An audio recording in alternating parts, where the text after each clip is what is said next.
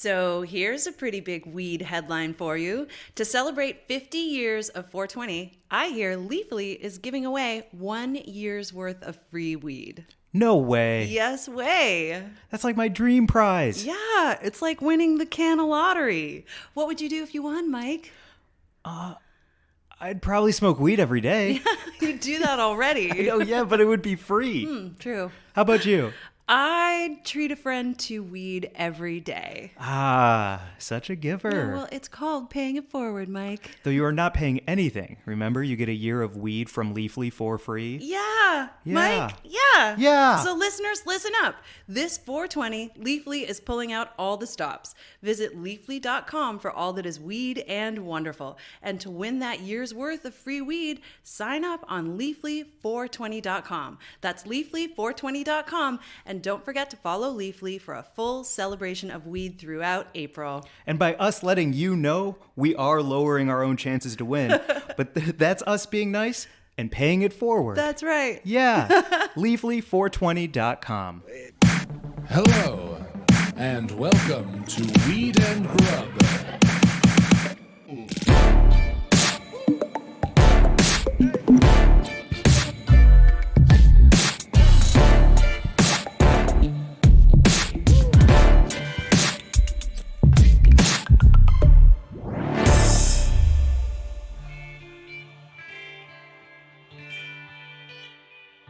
Do you feel like you're bonded differently now? We are closer. Yeah. Yeah, I look at the guy and I'm like, I love that guy. I can see it. I can Yeah. see how you guys look at each other now. There's a whole new bond. Don't you dare run away again, Archie. Oh. It was pretty scary, Mary Jane. Yeah. That was real. That was real. Yeah. Archie the dog had an off-leash coyote encounter in Big Bear, and the whole thing happened so fast that I don't think I even had time to sort of blink before you were like 100 feet away, crouched down with Archie running to you and the coyote making its way off into the woods. But the whole thing happened so fast. It happened so fast, and I'm so I saved your dog's life, and it saved its life too. It was wild because as it was happening, we had seen Archie, he was off leash with us in this beautiful hike in Big Bear, staying close. He's very good with me off leash all the time, and we do it often on hikes. And he was sticking really close, and then all of a sudden he ran way off ahead, and I thought it was a deer. And then all of a sudden I saw this flash, and I was like, oh my God, it's a coyote. And I screamed at the top of my lungs, and you started screaming and you ran. I ran fast. I don't even remember.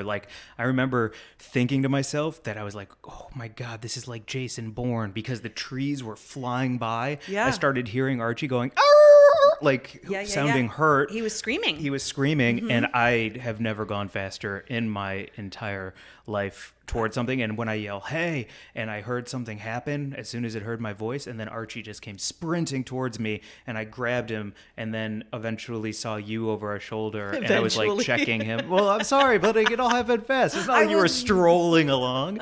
You weren't strolling near.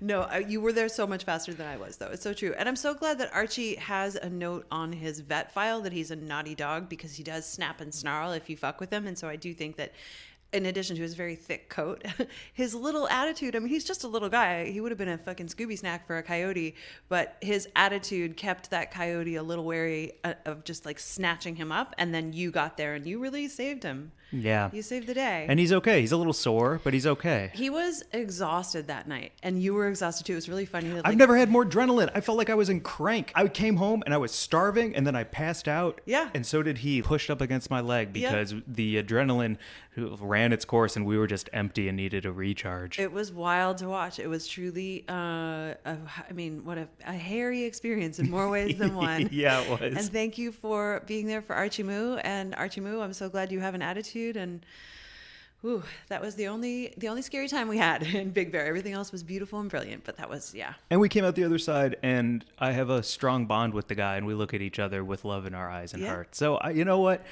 Coming out the other side with a feel-good feeling is what it's all about for me. That's so nice. You know what I'm saying? I do. I mean, what up, Mary Jane? How's it going, Mike? So good. Welcome to Weed and Grub, everybody. This is a podcast about comedy, Cannabis, culture, cooking, calling shit out, and coyotes. and coyotes. And coyote rescues for little terriers who think that they're bigger than they are, but they're just little guys. He's just a little guy. He is just a He's little a guy. crazy little guy. Big Bear was awesome, though. Oh my goodness. Happy birthday, Mary Jane. Happy birthday, Mike. Come on, my birthday was. Your I birthday can't was have. the beginning of the period, and mine was the end of the period. No, my birthday was in March, and yours was in April. Yeah. I can't. I cannot take a happy birthday from you within a new month. It is a birthday period. There's an era of birthday time that we share between us. There's a week between your birthday and mine, and that's what I'm saying. It was 28th and the 5th. Yeah, it was birthday week from March 28th to April 5th. And we, maybe there'll be a time when we're like not celebrating that week together and we're doing different things on different parts of the planet. But this time around, I felt really glad to like really share a whole week with you. Yeah. I felt like every single day we did something to celebrate one or both of us, including mushrooms and Molly and Meat. ahi, Yeah. fucking tri-tip. Can I say? What? Steak under the broiler? Bit of a game changer for me. You know? Not something I'm used to enjoying or even trying. Yeah. And man, it gets a crisp crust and it lets the marinade stay put.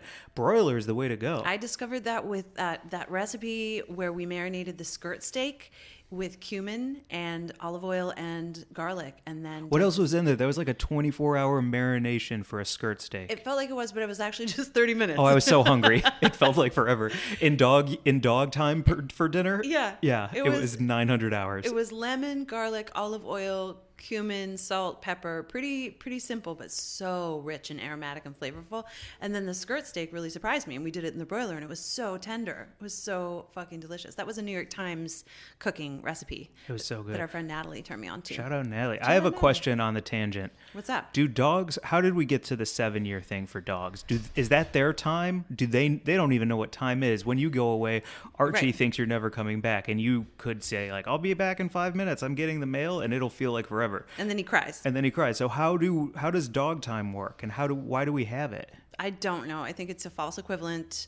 The idea is that when a dog is at 2 years old, which would be times 7, 14, that he's a teenager, And at 3, he's entering his sort of mature years. Why And at can't he 4, just he's- be 3?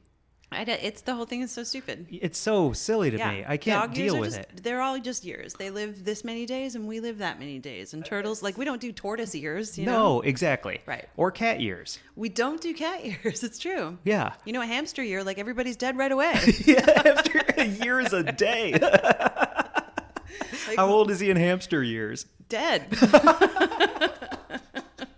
He's dead. Yeah. He's dead by 2.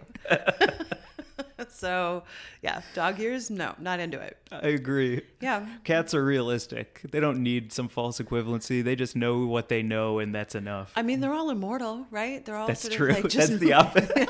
cats are all like just weird spirits that just sort of share this mortal plane with us, but then they flicker in and out. You know when you can't find your cat and you think he's like hiding in a box or under your bed or in the closet. No, he's actually just gone. Yeah, he's in the underworld. And they, he may or may not come back. right? Yeah. He went a portal over. Yeah, just one step over. He'll be back possibly, or maybe not. Probably not. Yeah. Well, we'll see. When's dinner? Yeah, I'm never sure when I'm going to see Bobo again. I'm like, oh, hey, dude, he's still here.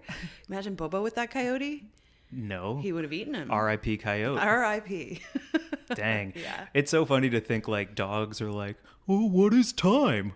And cats are like, what is time? Yeah. You Well, I am dumb- the time I lord. am time lord. I am the time lord, you stupid, stupid dog. You stupid dog. Oh, man. Speaking of time, Yeah. it's time for me Okay. to pack up a little OCB for the news. Oh, Because the news this week, which is brought to you by OCB, is it's a wild. it's a wild story. It's a crazy story. Okay. Well. So the Grub LAKEGRADE is presented by OCB Rolling Papers, the largest rolling paper brand in the world, created naturally since 1918. OCB offers a full line of papers made with sustainable fibers, no GMOs, and no chlorine. All OCB materials are sustainably farmed from within a 500-kilometer radius of their facility in France, which is powered by 100% green energy. OCB introduced, I'm not doing the accent. OCB introduced the world to the first natural rolling paper crafted with pure organic hemp grown in Champagne, France. I had some very good champagne from France for my birthday, as a matter of fact. So I appreciate OCB creating pure organic hemp papers from Champagne, France, just as Mother Nature intended. And you should trust your premium legal leaf to the finest natural and sustainably crafted rolling papers in the world. I didn't put my champagne in a solo cup when I was drinking it, and you should enjoy your entire smoking experience with OCB premium hemp rolling papers. Visit OCBUSA.com and follow OCB on Instagram at OCB_USA. Yeah. I love their bamboo cones. I just need to read what's on the side, okay? Yeah. Responsibly harvested, dye-free, unbleached, GMO-free, vegan. Good papers, great products. Easy. The cone makes it so easy. You just got to grind up your weed or legal leaf and pop it in there, and it's perfect. Perfecto. Perfection. Today's Grub Gazette story is from Politico. Okay. The Koch brothers are working with Snoop Dogg and a man named Weldon Angelinos for cannabis legalization. I just want to really quickly just say, like, one of the first entries about the Koch brothers that I found was that there was this book that I really want to read now, and it's called Dark Money, The Hidden History of the Billionaires Behind the Rise of the Radical Right.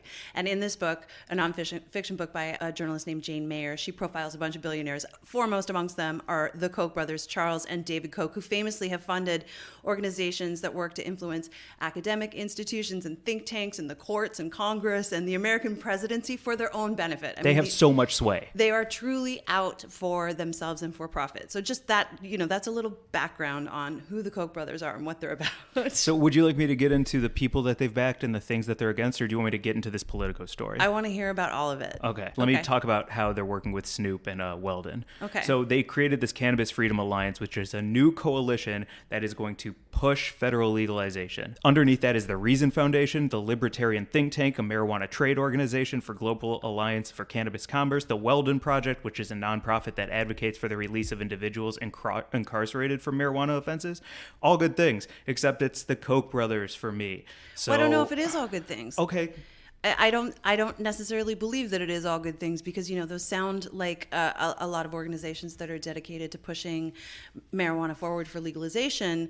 But, a marijuana trade organization called the Global Alliance for Cannabis Commerce doesn't sound to me necessarily like it's going to be the best for small businesses or social equity or freeing incarcerated people or any of that kind of stuff. Like, it just sounds purely commercial. So I want to know more. Okay, so it's interesting you say that because one of the things that they are big in pushing on is interstate commerce. And they say that a lot of Republicans and a lot of businesses are against interstate commerce when it comes to cannabis. And the Koch brothers saying this is a free market, so interstate commerce must be a huge part of that. And we are for interstate commerce. What that makes me think of is the mom and pop shop that can't afford to do interstate commerce, and yet again, it's big business. So the Zoom actually happened last summer, it turns out. They talked to Weldon Angelos, who's the founder of this Weldon Project. I think he's a fascinating person that I'd love to learn more about because he was sentenced to 55 years for weed trafficking charges, mostly because he was in possession of a firearm at the time. And then he was released several years ago, and he got a full pardon from Donald Trump in December of 2020. Snoop was one of the advocates for him that helped him get out. And the Koch brothers also helped him get out. So all very fascinating. I think troubling on some levels. Definitely need to follow this. Excited to hear what other people think about it. Is it good? Is it bad? We don't know. Does it matter? Yes, it does fucking matter. It does fucking matters matter. so fucking much. And I'm so glad that Mona Zhang is writing about this at Politico. And Politico's, cannabis coverage is great to follow. I just think that this gives me a deep chill in my bones on some levels. And on other levels, we need some bipartisan action to make this shit happen at a federal level. And we need some Republicans to get on board. And if that takes some Republicans that we're not comfortable with necessarily policy-wise to... They're mentioning people like Rand Paul pushing it forward for things like this. Sure. And they need Republicans. I know.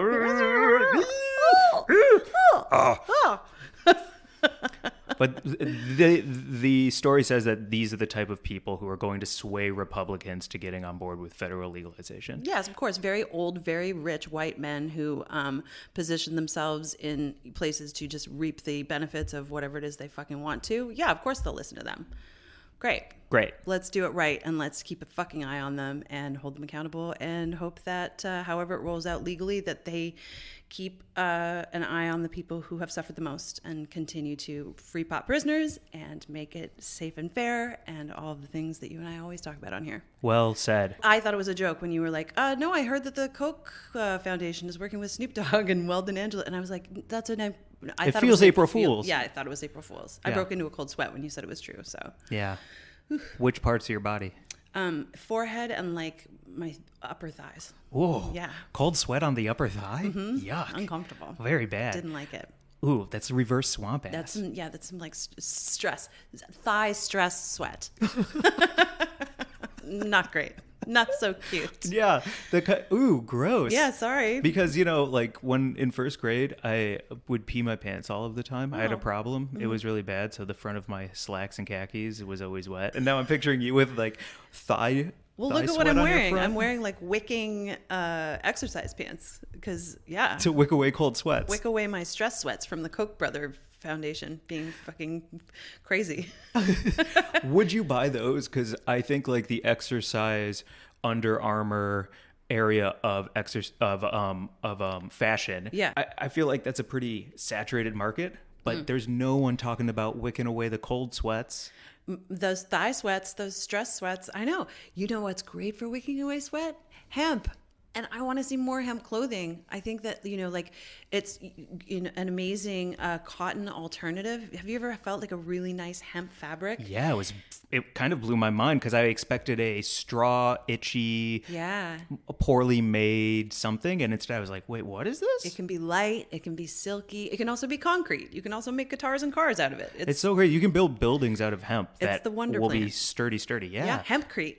Amazing. That's crazy. It's such cool stuff. And I would love to find a line of hemp clothing that fits my body really well because it's like as a natural fiber. I only want to wear natural fibers now. I've gone all natural and it feels great. That's awesome. Yeah, so people hit me up, DM me about the some hemp clothes you like. sheets? Yeah, hemp sheets. How nice would that feel? Great. Put some hemp seeds in your fucking smoothie. Build your house out of hemp. That's my dream. I'd like to live in a hemp palace with everything made out of hemp and weed. Would you call it the hemposphere? I am now. How fun would that be? Yeah, Mary Right? Jane's hemposphere. And the bubble over the top is also made out of hemp? Like a geodesic dome Yes. made of hemp? Yes. I'm doing this. A hemposphere. I like this. Sign. Can I come in? You are invited. I'll Okay. build an underground tunnel to your neighboring hemposphere. Yeah, and Made then out we of can hemp? hotbox the tunnel. Whoa, you know what would be cool about that is if you put a little carb on the side of the sphere itself. Yeah. Because then if we ever get to meet a giant, they could take a pull and they could fill up the entire sphere with smoke. I like it. Sorry, the LAKEGRADE got me going. I got you. I hear you. I see it in my head. We're in a forest somewhere. Yeah. There's 2 geodesic domes with an underground tunnel and a giant. Got you. Yes. This time next year, shake on it. Okay. Birthday week, hemposphere. Archie will be patrolling for coyotes. they aren't allowed inside. Nope. Banned. No coyotes allowed. Man, this sativa's got me rocking. Because I used to be all indica all the time. There's something about the spring, getting things done. I feel very busy right now. I feel very scheduled. I mean, I feel so fortunate that we just had this time in Big Bear to sort of relax and like fill up the pitcher and do great things, but like hitting the ground running when we came back to LA because it's, 420 is just around the corner and like everyone's doing stuff and it's so exciting to like, I don't know, just kind of plan our time right now. So I feel like smoking LAKEGRADE sativa helps me to like plan it out, like to look at everything like a, sort of like a puzzle and figure out like where everything can fit and then still be productive throughout, the afternoon when I start smoking into the evening. You just made me horny for lists.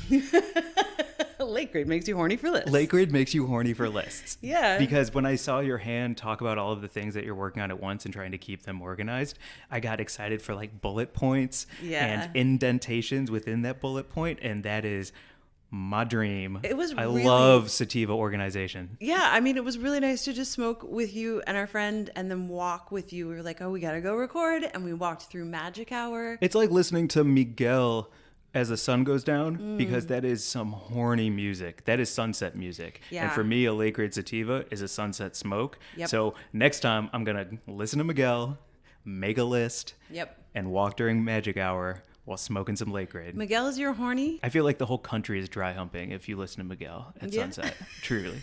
That's what I saw at the concert. Everybody was hanging out. Everybody was having a good time. And next thing he came on and it was just dry humping as far as the eye could see. It was almost like a reverse mosh pit. Because it was just two people and two people and two people. I love that so much. I love the moments when you see that live show kind of alter the chemistry of the entire audience. Like I remember the first time I ever saw Cypress Hill play. It was 1995 Lollapalooza, and I was at the second stage watching, I think, L7 and the Breeders, and then I heard that Cypress Hill was coming up, and I remember coming over the hill and just seeing the entire crowd jumping with their arms in the air. And it was like, I think I was like 19. It was the first time I'd ever seen anything like it. It was so fucking exciting, and it just changed the temperature for me. And I was like, oh man, I miss live music so much. I'm so excited to have it come back someday. Same. It's coming around the corner. I know. It's a big deal. People and it's are getting coming safe. back. People are getting vaccinated. Yeah. Oh, I can't wait. I want to say one more thing. If you do dig LAKEGRADE, you can get it on Eaze, and there is a link in our description. And you can also get them at Sweet Flower dispensaries here in California. If you like us and you want to support us, do so by supporting people who work with us. Nice. Yeah. I like that so much. And support live music, because we were introduced to our VIB this week, our very important bud. Sylvan LaCue. Yeah, we were put in touch by Kim Davis, who also introduced me to fucking Tish. Oh my gosh. Yeah. Really? Yeah. Yo. Yeah, so wow. We'll get to Sylvan in just a minute, but first we're going to do our very important buds. Yeah, do you want to go first or second? I'll go first. Okay. My very important bud is Bianca, who's at Bianca Monica on IG.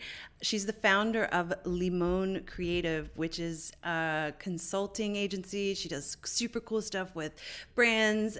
She's working with Union Electric right now, who I really love. But we met, she's a friend of Christina Bucola's, and we were connected because we were just trying to hang out. And then we ended up at the same party where she had created that charcuterie board. It was that was her board? Right before the pandemic. Bianca's board? Yeah, we were at that show that was produced by Amy Margolis' group, The Initiative, out of Oregon. They had done this whole comedy night where we saw Sarah Silverman and Beth Stelling and Bo Burnham and all these people perform. And then we went to this party, and there was this charcuterie board that just took over the whole dining space. And it had flowers and meats and cheeses and almonds and grapes and everything. And that was Bianca's charcuterie board. Yo. Her game is not to be beat. No, it is not. Yes. And also respect to Sarah Silverman, Bo Burnham, and Beth Stelling and everyone. But that board was the headliner for me.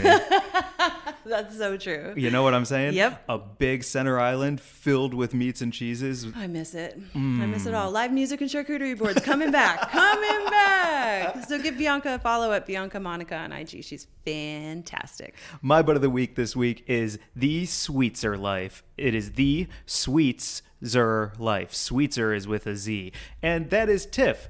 We just had Gabrus on our Patreon episode. If you didn't know we have a Patreon, we have a Patreon. And we just had Gabrus on. And his wife, Tiff, just left her entertainment career to follow her heart and follow her dream. And now she is making one-of-a-kind floral pieces packed with whimsy and attitude, no filler. And they are gorgeous. Yeah. It is just gorgeous flowers that fill me up with light.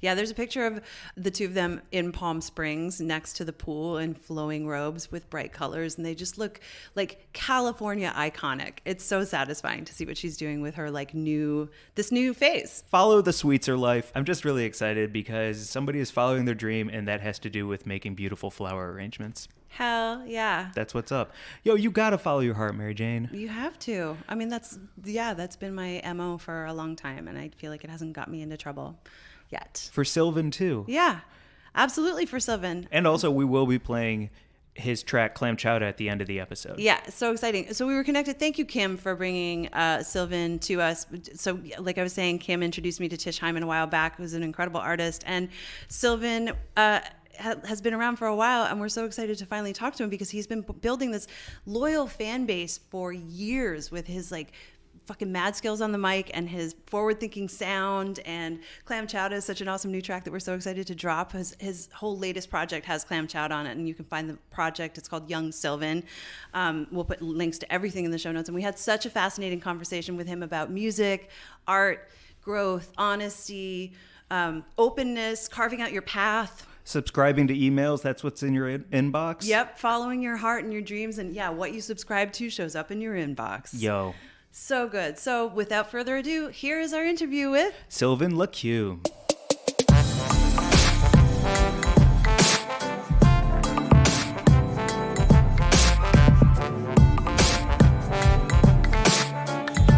Sylvan, thank you for joining us. How are you feeling today?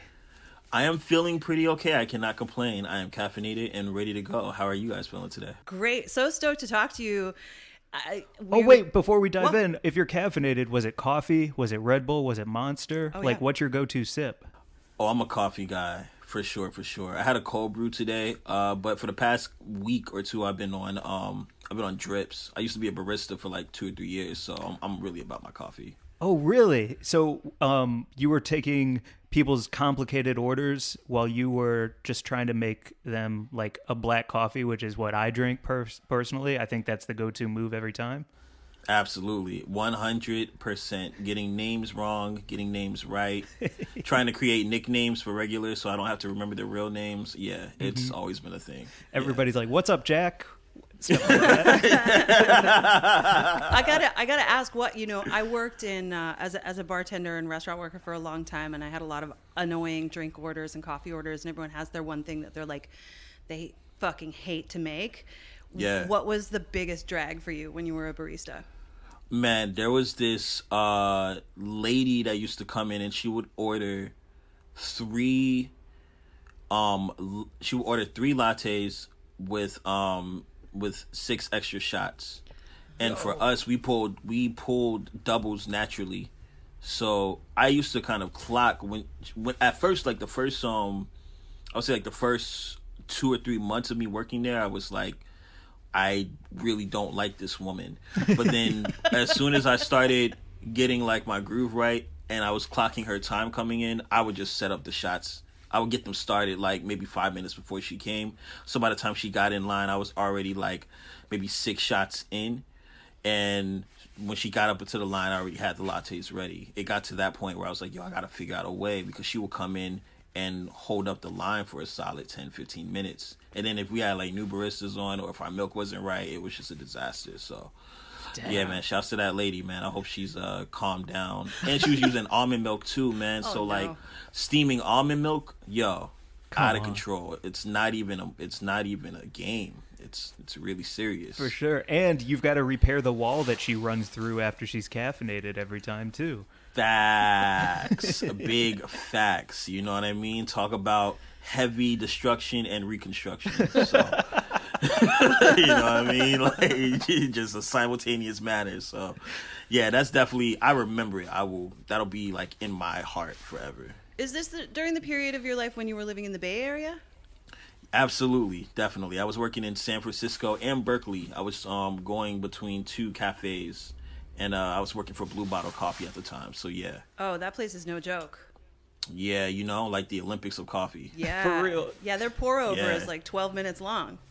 Oh yeah, it's a real deal, and you gotta measure every pour over correctly. You gotta pour a certain way. If you don't, it's ruined. They are the Olympics of coffee. It's a certain way. No doubt. Every time I go in there to order, they hand me a little scorecard.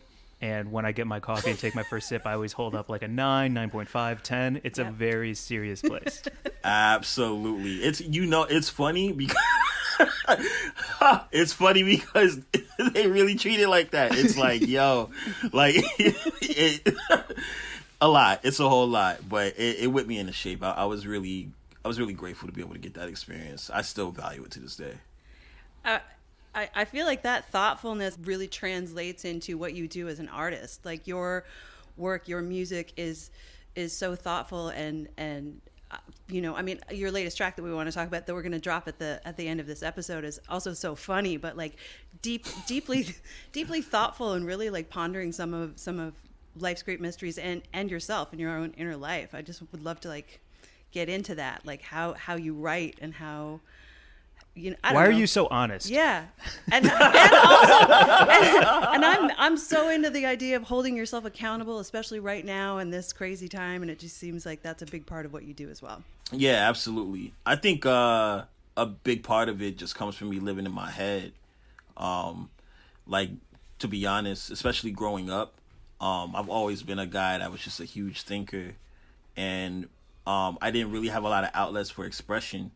So music just became that. It was like, oh, okay, I can really express myself through this facet. And hip hop was really cool at the time. Like, I mean, it still is, but you know, growing up and everyone is listening to this genre of music that I really love too. So it just seemed like the natural thing for me to do. I didn't have an outlet of expression. I didn't really care for sports like that. I was always into writing, but I felt like writing was limited in the capacity that I could write in for like school and whatnot. So hip hop was just like the natural progression for me because I love music so much. That's interesting because, yeah. especially in the Bay, I feel like thoughtful rap had this like really great moment in time. Like, did you ever listen to Hieroglyphics? Yeah, and, of like, course, absolutely. Pep Love and stuff like that. Yeah, that's part of my. That was like my. I always say there was a course I had to go through, like when I had to start listening to hip hop and becoming a lyricist, and yeah, Hieroglyphics, all in there. Yeah. Yeah, like going through life, head down, headphones in, walking around, trying to figure out who I am. Was when you were juggling being a barista at these two places and being an artist, was this the first time that you started to take hip hop seriously, or was it before all of that? I started taking hip hop seriously probably when I first started it. Like I was really making, well, I guess, all right, well, there's levels to taking it serious, but like in my head, like I was 7, 8 years old, and I was like, yeah, I'm gonna be a rapper. And then, you know, you turn 15, I'm like, yeah, I'm gonna be a rapper. And I think by 18, it was like, oh, you know what, I'm gonna try to make money off this, like for real. I'm gonna actually like really go forth with it. I think I always took it serious, but you know, once I got out of high school, it was like, okay, I can either try to spend all this money on getting an education that I'm not necessarily passionate about right now, or I can kind of take a chance, see if I, you know, get a shot at this, fail quickly, and if everything happens the way I want it to happen, then I'll be in a great space to evaluate that decision later. Or if it's just like, it didn't work out, then, you know, go back to school. And, you know, I luckily things kind of worked out. So, Yeah. you know, things are pretty cool for the most part, you know. Did you have support in making those decisions, or did you just kind of have to believe in yourself really hard? Definitely had to believe in myself. Mm-hmm. I think even with like, I wouldn't say anybody really doubted me per se. But, you know, it wasn't, I mean, there's not a course there, well, at least now, you know, back then there wasn't really much of a course for how to do this. It was like, you just kind of got to figure it out and go off of your gut. You know, things were a lot more separated, you know, especially with social media not being much of a thing and opportunities being a lot more loose. Did you find yourself emulating anybody off Jump as you were trying to figure out your own distinct voice? Oh yeah, for sure, man. I mean, Lupe, I mean, I wanted to be Lupe forever. I still want to be Lupe. Yeah, to some degree, I definitely still want to be that guy. Like 100%. Yeah. He's just so cool. Just so cool. Such a cool guy. Like, emulated him, Jay-Z, Nas, Big Pun. I would study these guys. I would write like them. I would want to like master their technique.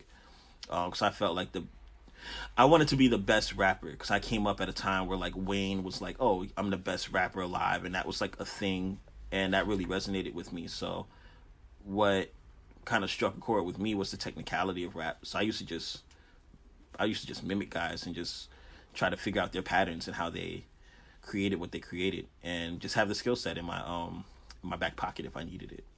Do you remember the moment when you had like that first lightning bolt of like, this is going to happen for me?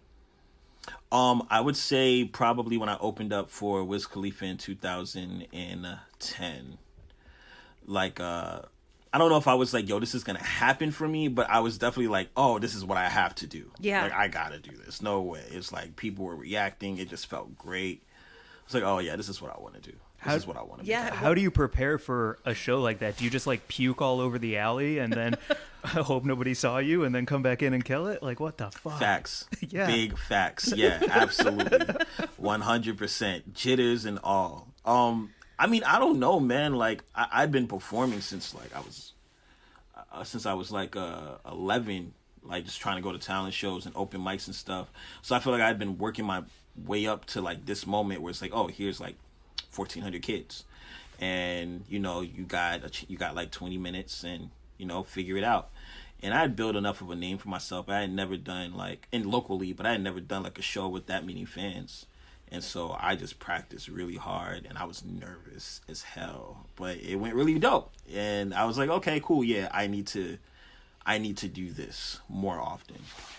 How do you go from that moment? Like, do you just like dig in even harder? Do you take a moment to appreciate it and be like, holy cow, look at where I've done? Or do you immediately start beating yourself up for one note that was off in that moment because it wasn't perfect? I think it's a balance of both. Back then it was a lot more beating up.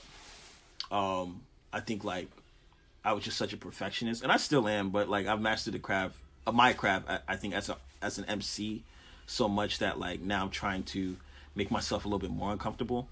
But back then, like definitely like beat up. What could I have done better? But that's probably right after I'm like, yo, that was so great. You know what I mean? And like just was in the moment, especially performing, because it's like you're really in the moment. So not too long after though, it's like, okay, what do we need to do next? You know, where do we need to go next? I try not to invest too much in the highs or the lows of this thing, because it'll really take you somewhere if you do. Man, I don't know if you have a podcast yet, but you should start a podcast and just like drop this knowledge for up and coming hip hop artists, because it'll help them out tenfold. For real. Yeah. For real. Like, absolutely. I'm gonna have to take that into consideration for real. You're not the first, man. I've just been ducking and dodging. I'm like, yo, podcast, what? Yeah. what? Like, it's all about like knowledge and just being who you are and sharing honesty and having a good time. And I feel like you're the dude in the circle who says maybe you're like the biggest voice in the crowd, or maybe you're the voice who chooses the time to say that one thing that everybody like goes silent and goes, oh shit.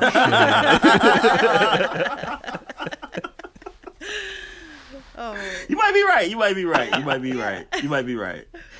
What were next steps? I mean, that was like your journey has like encompassed a big stretch now, and you've got so much going on. So what were next steps from that opening for Wiz to your album 3 years ago to now? Man, I mean, I was living in Miami, Florida, so I came up in the blog era, and at least in terms of like getting my traction. So Miami was in the industry, and Miami was in this real interesting space where people were still kind of going more towards the labels, and they weren't really paying a lot of attention to like what was happening with like the Kid Cudis and the Lupes, where a lot of these guys were coming up off the internet, and I was getting a lot of blog love and traction. So I released a lot of mixtapes online and started building my online presence. And I think like what really started turning the needle was I started going on tour in 2012 with Logic. And I would so like 2012, 2013, 2014, that's when I really started like hitting the road, like going around the country, going to Canada, hitting these different venues, meeting different people, and gaining fans by performing. Like that was my introduction to gaining fans, was like, okay, you're going to get in front of these crowds, you're going to perform, you're going to leave an impression, they're going to follow you on your socials, and you're going to keep in contact with them. And that was my real shift into being able to say, all right, cool, I got a little bit of a fan base. I dropped a project called Searching Sylvan that did really well for me, and that got me a lot of traction in 2014.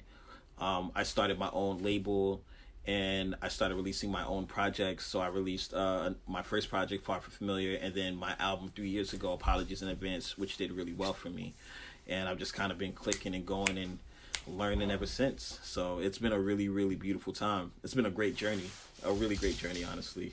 How do you get that? How do you get that gig with Logic? Because I think everybody who is listening to our podcast is either an up-and-coming artist, somebody who is like has a big fan. Like we have a big varying degrees, and a lot of the DMs we get is like, "Yo, how do you get that? How do you work?" So maybe you can talk about that a bit.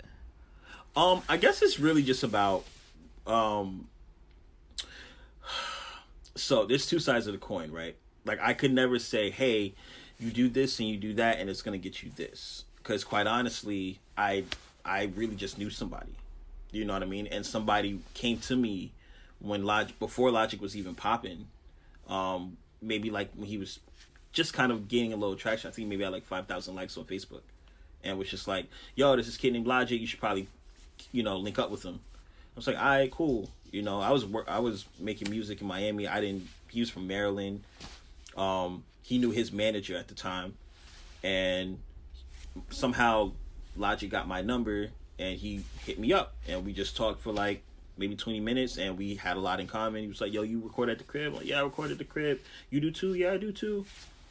And we just kind of stayed in touch. It wasn't anything like insane, but then I started seeing him blow up, and he was doing his thing, and you know, next thing I know, they're like, yo, you should come out here to LA to do a couple dates with us. And it's like, oh, all right, cool, that'll be fun. So I did 5 dates, and then I came back home, worked on my stuff, and then he was going on another tour. It's like, yo, you should probably come out on this tour and, you know, do like 32 dates. It's not a lot of money, but come in, rock. I'm like, all right, cool. And there's no real way I can say that, hey, this is what you need to do. All I can say is, like, my intention at that time was to go on tour. Like, I remember, like, a year, 2 years before, I was like, I need to be hitting the road. I need to go on the road. I need to gain fans, because that's going to be the next step in my career outside of just putting out music. And so, you know, the Cosmos just kind of started working its way out to, you know, bring those opportunities to me, because that's what I had my attention on. And at the time, I didn't even realize it. But in, like, hindsight, I realized, oh, that's what my attention was really focused on. I wanted to go on the road, so therefore life presented opportunities for me to be able to do that, aligned with the music that I was making at the time. So if anything, the only advice I could really give is, like, just be clear about what you want and how you see it, and, you know, be very real with it.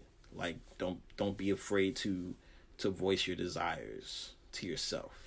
It really is making a roadmap in your head for what you want. It's not just, you know, wishes and hopes. Like, it actually does direct your focus and energy towards something to make it more possible. And Yeah. I just love the way you're talking about it, because it doesn't seem like it's any kind of like ethereal anything. It's really just like planning something in your head so that you're better set up for success. And then also the synchronicity of like meeting the right people along the way. It's just awesome. Yeah, just real natural process. You know what I mean? I could never say, like, yo, I did this and that. I'm like, nah, I didn't. I just knew what I wanted to do, and the opportunities presented themselves. I didn't even know that was going to come from that. My relationship was literally just somebody being like, yo, you should link with this kid. And then we talked for 20 minutes, and then I just witnessed him, like, gaining a lot of traction. And I even remember being like, oh, yo, you're doing your thing. Like, congrats. And the opportunities just came. It's like, yo, you should come on the road. And I'm like, oh, all right, cool. I've never done this before. And I see like 600-700 kids in front of him. So I'm like, it's mind-boggling to me, where I'm like, oh, I've never seen anything like this. I don't even know what this is about. Like, I didn't even know you could do this at this level, you know? So it was a real learning experience for me too. It's cool to talk to you about this, because I feel like when you talk to artists who are like really well known, who have new albums that have just dropped and things, the timeline of stuff always feels truncated, because it's like, I popped off, pop. But really, it is like a marathon of creating, performing, engaging. And so the fact that you were with Logic in 2012, and then you're on a playlist for Gary Vee in 2016, like, your career is long, and it's going to keep going. It's very cool. Yeah, I mean, that's what I wanted. I didn't want to just kind of be here for a moment of time and kind of cap my potential and say, oh yeah, he was that guy who did that thing, and now he's kind of doing this. Like, I always wanted to have a lot of room to grow. There's guys my age reminiscing about when they had it all, you know, and like when it was everything. And like, I'm still at that space where it's like, I haven't maxed or, you know, peaked in my potential, and I'm still growing. And that's all I really wanted. I always wanted to be able to have cap space to just continue going. Like, there's not really an end goal for me. And I feel like once you start focusing on an end goal, you kind of cap your potential, and also kind of box out the potentiality for possibilities that you probably wouldn't consider on your journey. You know, there's a lot of stuff that I've done where I'm like, oh, I didn't think I'd be here. Like, I didn't think I'd be over here and traveling over this place or going over here, but here I am, you know, like. And I feel like there's even more of that coming. And that's what makes this whole thing called life exciting. I love that. I love hearing about not capping your potential by thinking that you've hit a peak and then immediately getting nostalgic for something that's in the past, because that will limit you, and only ever looking forward. I mean, especially I think, as a woman who's in the, weed and entertainment industry, like I see so many people come and go so quickly, and a lot of people, as you say, who are like nostalgic for times gone by, when you're like, what are you talking about? You're growing old before you're even getting there. So Yeah. I love to hear you talk about that. Do you smoke weed? Are you a weed enthusiast? Oh, I am a weed enthusiast, man. I won't lie. I haven't smoked in a solid 5 months. Wow. I think, yeah. The last time I smoked was probably July 2020, and I took a break because I got so high, man. I got so high one day, and like, it was at a time where like I was really like I was just grooving, man. Like the way I was smoking, I was a champion. I couldn't be stopped. It felt like I was like the guy. Like I was just rolling really nicely. Like I'm also like a new smoker. So like I'm 30 now. I started when I was 27. I started late. So like I was really like in a groove, man. You know what I mean? And then like I got so high one day, and I think I was high for like a week. and I was like, yo, man, like I gotta give myself like at least 6 to 8 months, just like clear my palate, get back, and then kind of like re-examine my relationship with weed. 'Cause I was the man for a minute, man. Yeah. But yes, I am 100% a weed enthusiast. It's so funny to think of like getting high and then you have unexpected leftovers, and you're just like, I didn't want these leftovers. Like I was full. I ate everything on my plate. Why are you still here? It also sounds like really healthy to just be like, I'm just going to re-examine this for a minute and take a break. And I'm not, that's not a judgment on yourself or on anything. Just to say like, I need a minute. Yeah, I was just really high for a week, man. I think I smoked out of a bong, and like I don't do bongs like that, but I was going in, and I was like, oh yeah, whatever, you know what I mean? Like I got 5 of them, 5 blunts in, 7 bong rips, just like, oh man, it was. I had to make a pact. I was like, yo, man, look, like just take a break for a while. You get back to it. You gotta work on this new music anyway, so do what you gotta do. But my heyday, man. I want to go back to Best of Me for just one more second. Best Me, sorry. Was that what did it feel like it was going to be a breakout, and then all of these things popped up from it, or was it all a complete surprise because you were just writing and creating music from the heart, and that's how things work out? Yeah, Best Me was like a Hail Mary for me. Like I think at the time I was dropping music. I dropped a project and it didn't do as well as the project before, and it's because I had changed my name from Quest at the time to my name now, Sylvan LaCue, which is my real name. And so I was going through this transition of like losing fans from the Logic affiliation, and then also trying to gain a new fan base. And so I was basically starting over from scratch. And I was also going through like a lot of personal issues at the time, and then I moved and was living in Oakland, this new space, so I was just feeling really vulnerable. And I remember I had to create this song. I had to create a song for a headphone company. This is really how this song came about. Like, I had to create a song for a headphone company, and my ex actually brought the opportunity to me and was like, yo, like, you get a free pair of headphones and it's gonna be a really good look. And I was just sitting there like, all right, well, let me try to figure this thing out. I recorded a whole other song outside of Best Me to another beat. It couldn't get used. And so I was feeling really down. And then I was like, you know what? All right, I'm just going to make a beat because I've been practicing my production at the time. And I'm just going to create something and record it. That was the first beat I ever made. And so when I made that beat and I wrote that song, I was just like, all right, cool. Here's the song. Let me get my headphones. We're going to keep it moving. And then it just started picking up traction. It was like a slow burner. There's just something so dope about changing your name to your real name, creating a song called Best Me, having it pop off. Like, I don't even know. The spiritualness in me is like coming through kind of hard right now because those are the signs. Like, those are the signs that you're on the right path. Every time I'm like thinking about like my career personally, or Weed and Grub, or hearing other people tell their stories, like those benchmarks and those signs are so important to let you know, keep going. Absolutely. Yeah, absolutely. 100%. That was a real, like, I was detaching a lot at that time too, which I think is really important. Like, just really detaching from like expectations and just kind of living in like the creation and living in like living in the moment of what's being done and being really grateful for what was. I think that was really helping me too, because I was kind of focused a lot on success, quote unquote. And like around that time, I really just was like, oh, all right, you know what? I'm making a lot of money as a barista, because I was making a lot of good bank. I was paying my bills. You know what I mean? Like, I was with someone at the time. So I was like, yeah, I'm going to just make these records and, I'm going to put them out and we'll see how they do. And a lot of that detachment, I felt like really allowed me to enjoy what was coming to me naturally. Yeah, man, it was a beautiful time. It was a really beautiful time. It sounds like you cultivated the state that everyone is trying to get to right now after this year of, all expectations going out the window. And, nobody can make anything happen right now because there's so many unknowns. And I feel like I'm hearing a lot of people say, I want to be able to be in the moment, but it's so hard because of all the weight of the stuff that's happening. It sounds like you got there like way before the pandemic ever hit.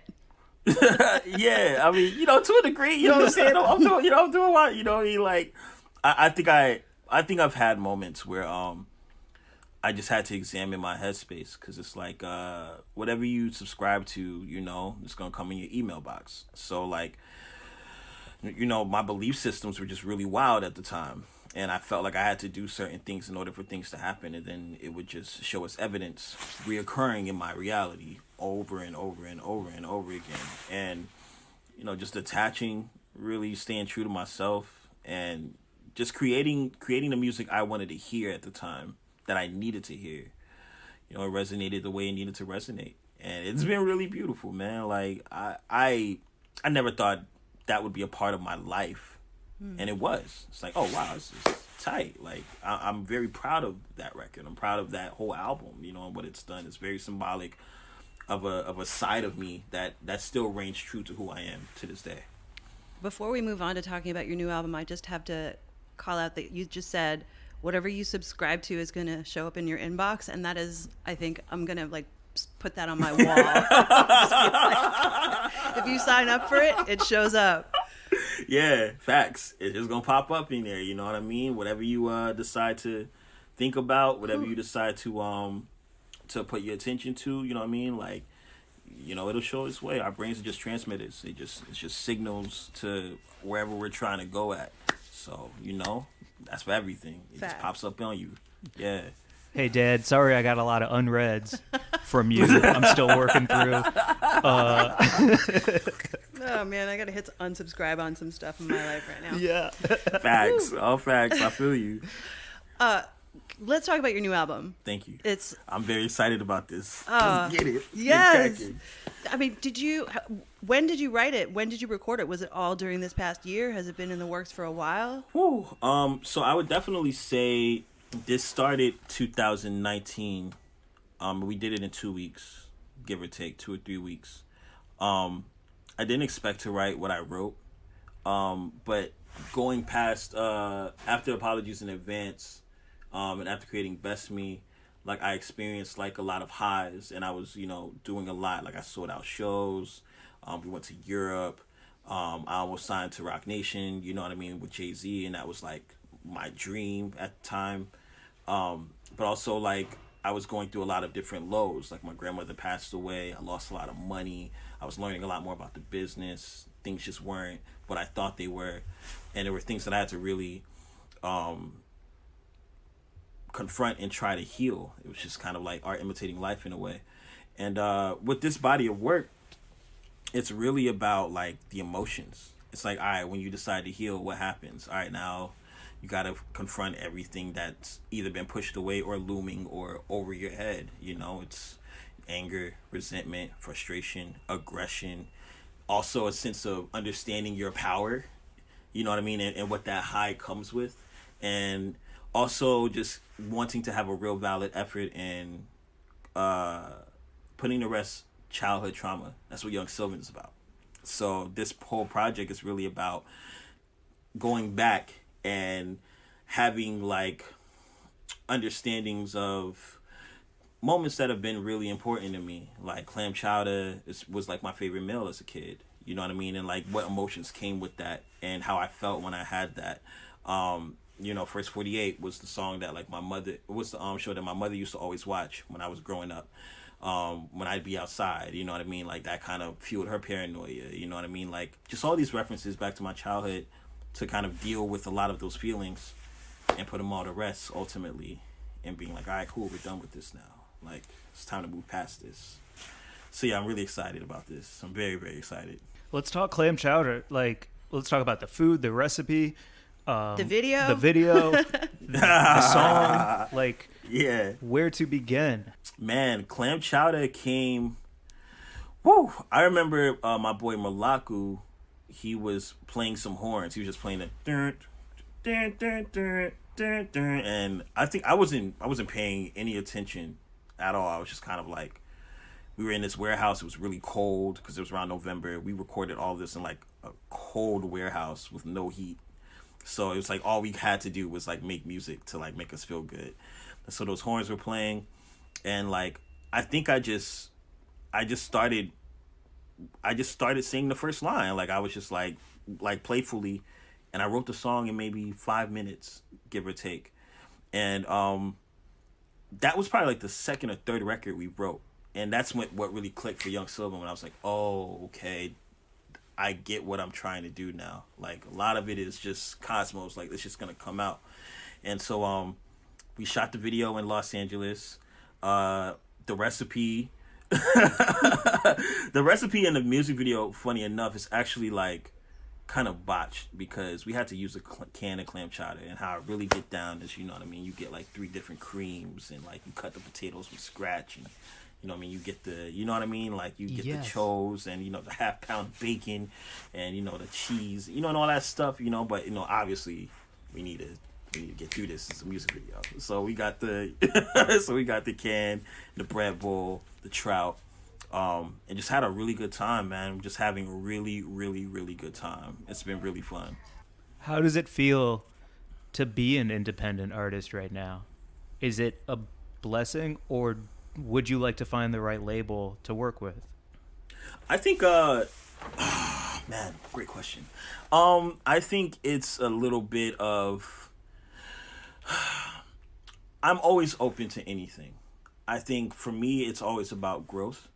And so, like, I love being an independent artist. I think it's fantastic. But I wouldn't lie. Like, of course, I want more help. Of course, I would love to have more. I would love to have resources that are readily available for me, to where we can take the product that we're creating to like the highest lengths possible.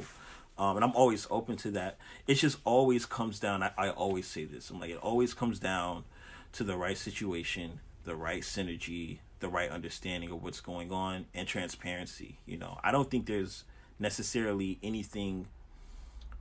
I don't think there's a good deal, or let me not say that. There are good deals, there are bad deals, but the real intentionality for me has always been like, okay, what am I aiming to achieve, and what am I aiming to do, and who's going to align with that? You might be giving up a lot of money in exchange for exposure with a lot of labels. Exactly, 100%. And it all depends, you know, like there's a lot of people. I always say, man, like go with what you want. So like if you want to get it out the mud, and you want that oil well money, and you want to be Russ, then yeah, prepare to roll up your sleeves and get it cracking. You know, not everybody wants to be Russ. Not everybody wants to produce, mix, master, and, you know, record everything themselves and then put it out, you know, and go hard for 5 years to make 10 million in 1 quarter. Like, it's great. You know what I mean? It's amazing. It's incredible. But, you know, that's not everybody's passion, you know. But at the same time, not everybody wants to just show up and be the artist and have everything handled for them. You know what I mean? Like, and a lot of people, and so it's just kind of like you gotta just have an understanding of who you are as an artist, how you like to work, what you like to do, and try to have your business reflect that understanding of self. which is why it's so important to know who you are as a person outside of the music, so that you can really enjoy the process of making music and reflect your business with that as well. Do you want to? Will you host our podcast? Yeah. Would you mind? You guys are amazing, man. For real. We will hand it over. Really amazing. Truly. I appreciate you guys, for real. Thank you. As you're working on all these drops and working toward this album, are you able to plan out any live dates, or are people going to be able to see you perform this year, do you think?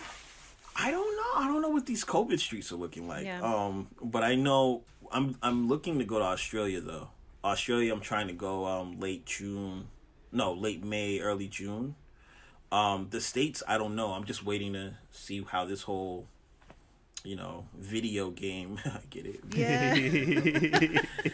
Game plays out. Yeah. 100%. Well, as we wait for these live dates to pop off, where can everybody find you right now? And also, we will be playing Clam Chowda at the end of this chat with you. So where can everyone find you in the meantime while we're waiting on those live shows? Absolutely. You can find me at any of my socials, Sylvan LaCue, SYLVANLACUE. That's Twitter, Facebook, Instagram, YouTube. Or you can just go to sylvanlacue.com and find everything there as well. You will find the .com there. Or if you just kind of want to Google search, you can just type in my first and last name too. It all happens, YouTube works pretty well. I got a lot of music videos, so Sylvan LaCue will pop up pretty frequently. And just have a good time. I hope you enjoy what you see. This is such a good time. Thank you so much. Will you please come back anytime? Like, anytime you have anything to talk about, we will be here to hang. Yes, absolutely. I will be back. I will 100% be back. This is such a pleasure. Truly. Such a pleasure. Thank you so much. Amazing. Well, everybody put them in your algorithm, and you can find us at Weed and Grub on Instagram, or WG@WeedandGrub is our email. Leave us a 5-star review. Leave reviews for everything that Sylvan does so that he pops up in your friends' algorithms too. It's all a game, so play the game and support each other. Absolutely. Yeah. Thanks, everyone. Thanks. Bye, everybody. Bye. Ain't shit I'm about to bow for. Shells on my back got me feeling like Bowser. Pull up on myself, dog. Fuck you bring a crowd for. You ain't in the field, dog. You be in your browser. Bread bowl, clam chowder. Lime on my trout, got my bitch on my trousers. Niggas done switched up again. Wowzers. These days I'm the only one I ever vouch for. Whoa, hold up, wait, don't be nervous. I do everything on purpose. Let my free time, told my niggas text me fresh before you call unless it's urgent. Freak on my leash, freak on my leash. Cease and desist. Fuck dog, where the love at? I feel some way, why should I feel above that? You ain't about to get the last laugh, nigga. I put up the stash, put up the last half, nigga. Hold up, how you been? Back up in this bitch and feel this at home since my mama dim. Coming slow, I'll probably rock you cold if you come out your bed. Shawty go like I know you got cold, but this ain't time to bend. Caesar poppin' creases in my pockets, Wally moccasins. 100,000 for the 2-piece, hallelujah, nigga, praise Jesus. Fuck rap, I need a new lease by the water where you can't see us. Niggas done switched up again. Nah, nigga, you're not my friend. Hold up. Yeah, trauma come on, you feel. Trauma come on, you feel. For die hard, I'ma die hard, Bruce Willis. Yeah. For die hard, I'ma die hard, Bruce Willis. Oh, yeah. Trauma come on, you feel. Yeah. Trauma come on, you feel. Yeah. For die hard, I'ma die hard, Bruce Willis. Yeah. For die hard, I'ma die hard, Bruce Willis. Yeah.